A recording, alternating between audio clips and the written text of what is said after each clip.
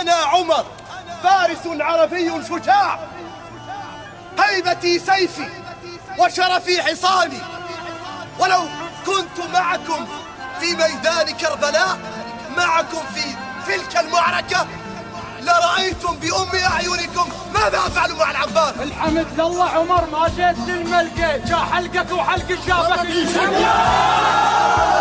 أبشرك لا تضوج السرى يمر عليك. الله أبشرك لا تضوج السرى يمر عليك، وحلقك لو سبح من يجبل تفكك.